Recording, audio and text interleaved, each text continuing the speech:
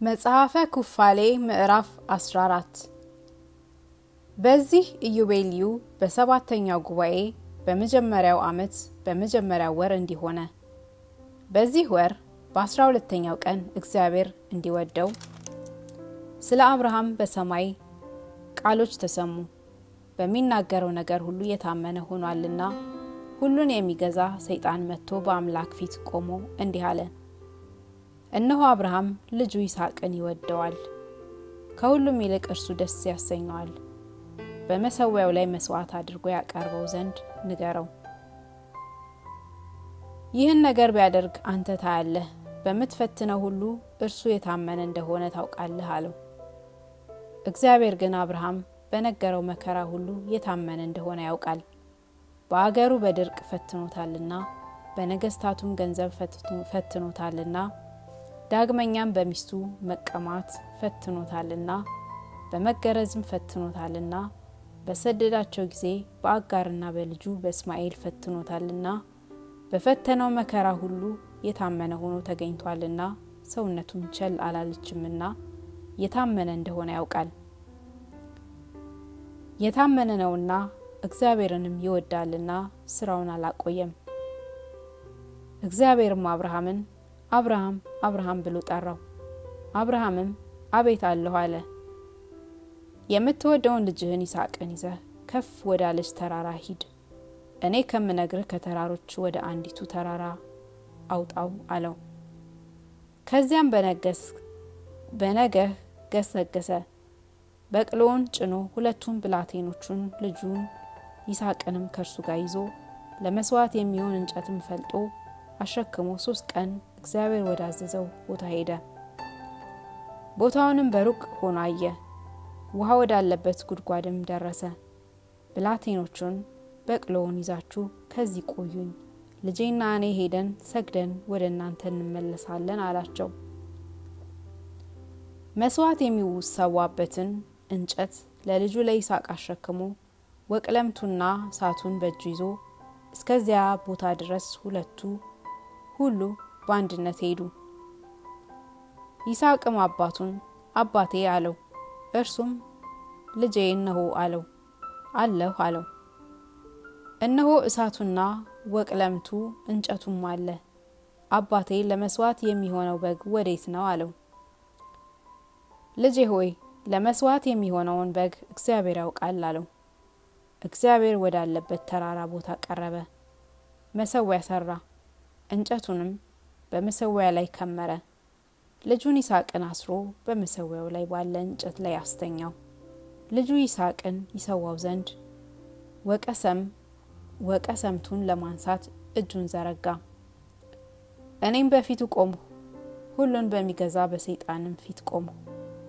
እግዚአብሔርም እርሱ እግዚአብሔርን የሚፈራ እንደሆነ አውቄአለሁና በይስሐቅ ላይ እጁን እንዳያወርድ በእርሱም ምንም ክፉ ነገር እንዳያደርግ ንገረው አለ። በሰማይ ሆኜ አብርሃም አብርሃም ብዬ ጠራሁት። እርሱም ደንግጦ እነሆ እኔ አለሁ አለኝ። በይስሐቅ ላይ እጅህን አታውርድ፣ አንተ እግዚአብሔርን የምትፈራ እንደሆንህ ዛሬ አውቄአለሁና ከኔም ለበኩር ልጅህ አልራራህምና በእርሱ ላይ ምንም ክፉ ነገር አታርግ አልሁት። የሰውን ልቦና የሚገዛ ሰይጣንም አፈረ። አብርሃምም ዓይኖቹን አቅንቶ አየ። እነሆ ቀንዱን በሳቤቅ እንጨት የተያዘ አንድ በግ ሲወርድለት አየ። አብርሃምም ሄዶ ያንን የበግ አውራ አምጥቶ ስለ ልጁ ፋንታ ለመስዋዕት አቀረበው። አብርሃምም ያንን ቦታ እግዚአብሔር የታየበት ቦታ ይባል ዘንድ እግዚአብሔርን ያየሁበት አለው። ተራራውም ደብረ ጽዮን ነው። እግዚአብሔርም አብርሃምን በሰማይ ሆኖ ዳግመኛ በስሙ ጠራው። በእግዚአብሔር ስም እንነግረው ዘንድ እንደታየነው እግዚአብሔርም በራሴ ማልሁ አልነው። ይህን ነገር አድርገሃልና ለምትወደው ለበኩር ልጅህ ከኔ አልራራህለትምና ፈጽሜ እንዳከበርሁ በባህር ዳር እንዳለ አሸዋና እንደ ሰማይ ኮከብ ልጅህን ፈጽሜ እንዳበዛው ልጆችህም የጠላቶቻቸውን አገር እንዲወርሱ ቃሌን ስለሰማህ ፈንታ በዚህ ዓለም ያሉ አሕዛብንም ሁሉ እንዲወርሱ እኔ ባዘዝሁ ሁሉ አንተ ለኔ ታመንህ እንደሆንህ ለሁሉ ነገርሁ። በሰላም ሂድ አለው። አብርሃምም ወደ ብላቴኖቹ ሄደ። ከዚያም ተነስተው በአንድነት ወደ ቤርሳቤ ሄዱ። አብርሃም በመሐላ የውሃ ጉድጓድ አደረ። ያችን በዓል በዘመኑ ሁሉ 7 ቀን የደስታ በዓል አደረጋት። በሄደባቸው በ7ቱ ቀኖች መጠን የእግዚአብሔር በዓል አላት። በሰላም ተመለሰ። 7 ቀን በተድላ በደስታ ይህችን በዓል ለማድረግ በልጆቹና በእስራኤል ላይ እንደታዘዘ በሰማይ ጽላት እንዲህ ታውቋል ተጽፏል። በ42ኛው ኢዮቤልዩ በመጀመሪያው ሱባኤ በሚቆጠር በአንዱ ዓመት አብርሃም ተመልሶ በኬብሮን አንጻር 2 ዓመት ሱባኤ ኖረ። ይህችም ቂርያትአርባቅ ናት። በዚህ ኢዮቤልዩ በ3ኛው ሱባኤ በሚቆጠር በመጀመሪያው ዓመት ሳራ በሕይወት የኖረችበት ዘመን ተፈጸመ። በኬብሮን ሞተች። አብርሃምም አልቅሶ ይቀብራት ዘንድ ሄደ። ልቦናው ይታገስ እንደሆነ እንዲሁም በአፉ የተናገረው ነገር ቸል አይልም እንደሆነ ፈተነው።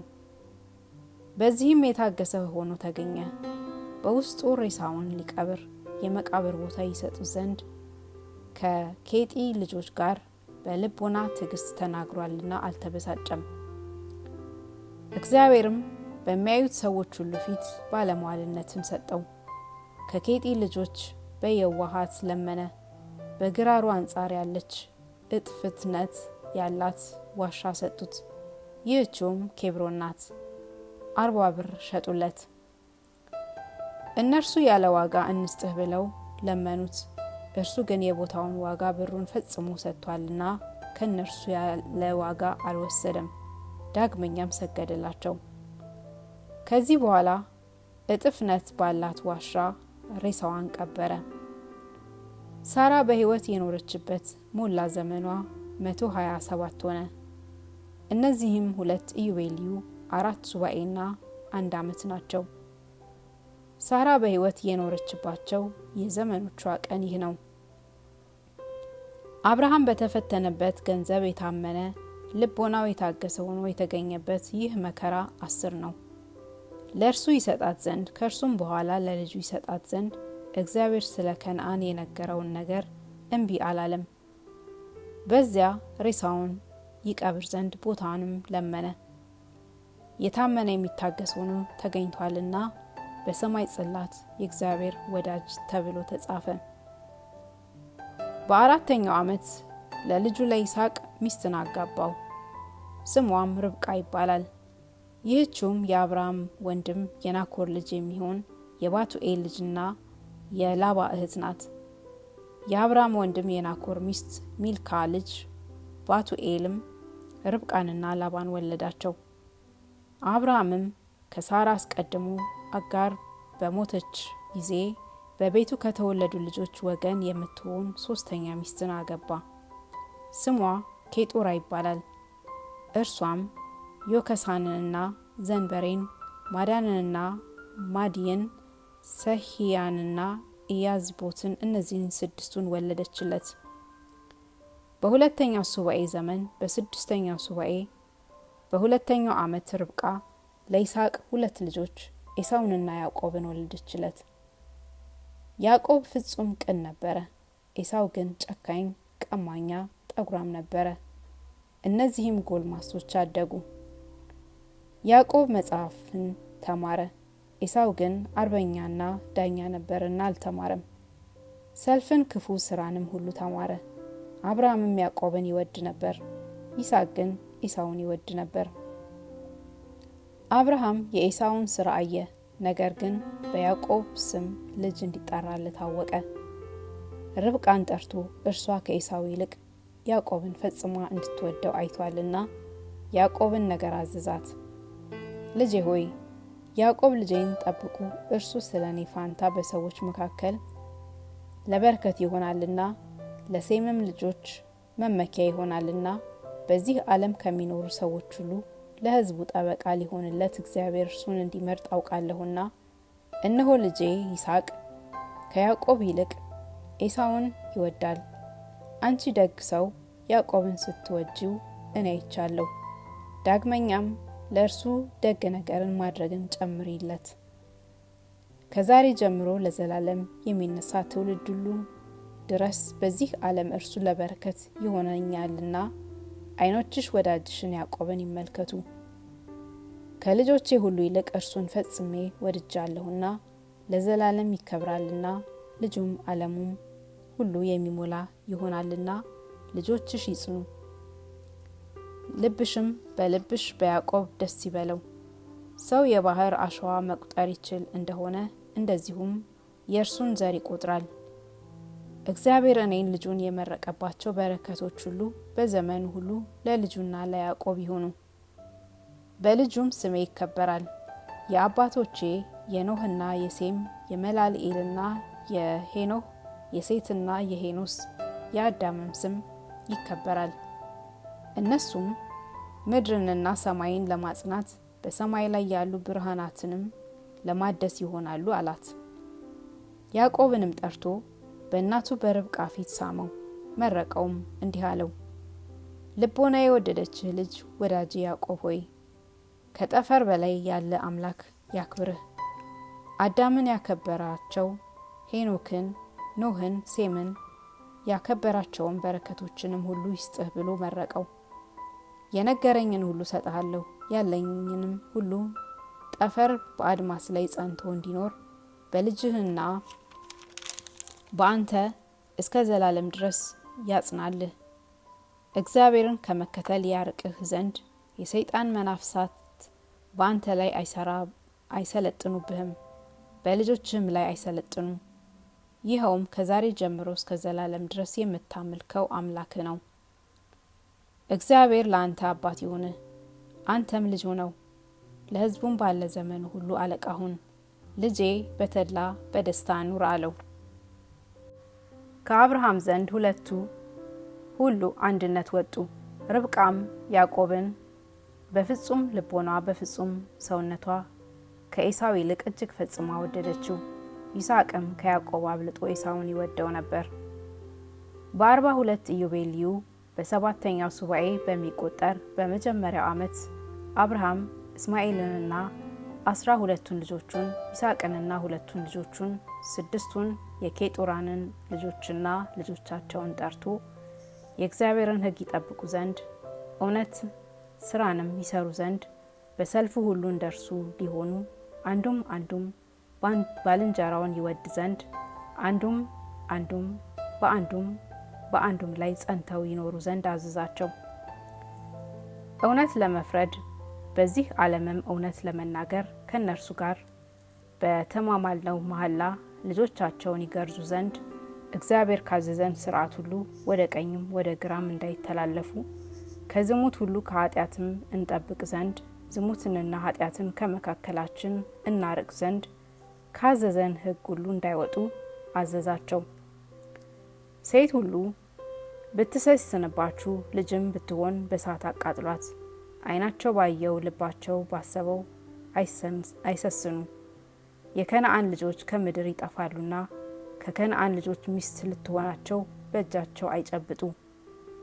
በረአይት የተፈረደባቸውን ፍርድ በሰዶም ሰዎች የተፈረደባቸውን ፍርድና ስለ ክፋታቸው ስለ ኃጢአትና ስለ ዝሙት እንደተፈረደባቸው እርስ በርሳቸውም በሰሩት ዝሙት እንደሞቱ ነገራቸው። እናንተም ከኃጢአትና ከዝሙት ሁሉ የማይገባውን ኃጢአት ሁሉ ከመስራት ተጠበቁ። ስማችንን እንዳታሳድቡ፣ ኑሯችሁንም ሁሉ ለትምክህት እንዳታደርጉ፣ ልጆቻችሁንም ሁሉ በሰይፍ ይጠፉ ዘንድ ለጥፋት እንዳታደርጉ ተጠበቁ። እንደ ሰዶም የተረገማችሁ ትሆናላችሁ። ልጆቻችሁም ሁሉ እንደ ገሞራ ልጆች ይሆናሉ። ልጆቼ እኔ አዳኝባችኋለሁ። ሰማይን የፈጠረ እግዚአብሔርን ውደዱት፣ ትእዛዙንም ሁሉ ጠብቁ።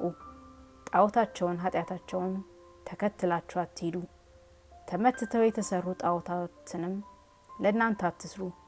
ከንቱ ነውና አፍንጫ የተቀረጸላቸውን ጣዖቶች አትስሩ። እነሱ የእጅ ስራ ናቸውና ምን ቃላት እስትንፋስ የላቸውም።